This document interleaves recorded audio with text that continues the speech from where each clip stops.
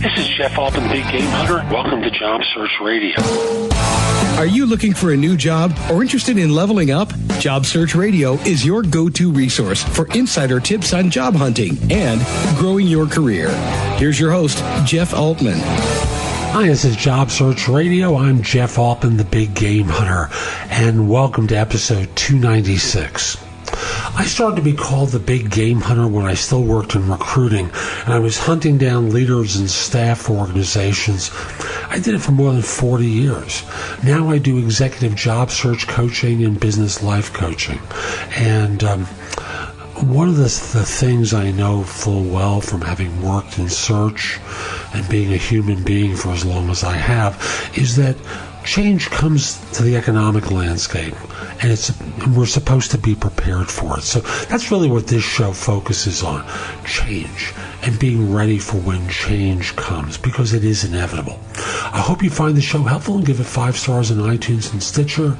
It does help other people find it. I hope you connect with me on Facebook. Like the page, facebook.com/No BS Coaching Advice. And give it a thumbs up there. You'll get notices, or you can just come to the page and read, watch, and listen to a lot more stuff. So again, facebook.com/No BS Coaching Advice. And now let's get going.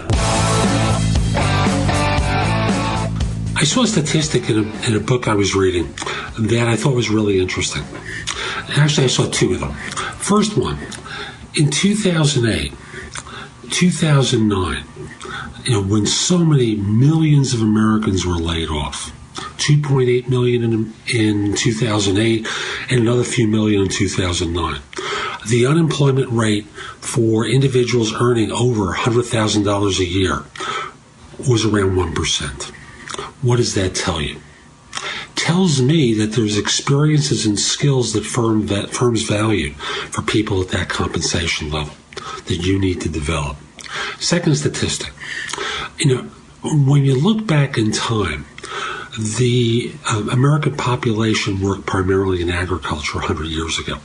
80% of Americans worked in agriculture 100 years ago. Now it's less than 2% work in agriculture. And they feed not only the United States, but a good part of the world as well. It tells me that skills need to be adaptable. Now, you can be working in agriculture and watching this video, and that's great. But agriculture today is very different than what it was 100 years ago. For you working in certain white-collar or even blue-collar skill areas, you need to constantly be looking at what is going to be needed going forward. What are the new skills you need to build on or to build in your portfolio in order to be marketable? When I started recruiting in the early 1970s, there were 2 hot skills, COBOL and BAL. OS COBOL, OS BAL. DOS COBOL, DOS BAL. So 4 basic areas that you'd recruit for. Now, these days, who cares? No one's looking for these skills. There was a time when C# and Java developers were incredibly valued, and now they become commoditized. They're the COBOL of the current era. I would expect at some point the need for people with those skills is going to decline. Regardless of whether I'm right or wrong about that, you need to think in terms of what's going to cause you to be marketable going forward and constantly be adapting to the new realities. I don't want to do that. Well, that's the reality of things. Markets are dynamic. Firms' needs are dynamic. And you want to place yourself in the position like those people in 2008, 2009 who knew that if they got laid off, they could find work. So, there's going to be another recession coming. That's a reality to things. And you want to put yourself in the position where your skills are going to be valued in the market. So what's it going to take? What do you need to know? Are you in the peak area now, or are you in a tangent area that may not necessarily be marketable?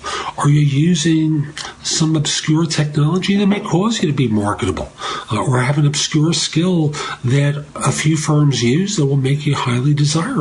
Don't know. But you need to think this through. You need to take time in order to sort out what you're going to need to know so that if you are laid off, you're not going to be caught short, that you have time to prepare, constantly be looking ahead, because you're responsible for your career, not your employer.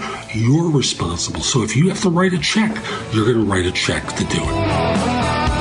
So that's today's show. I hope you found it helpful.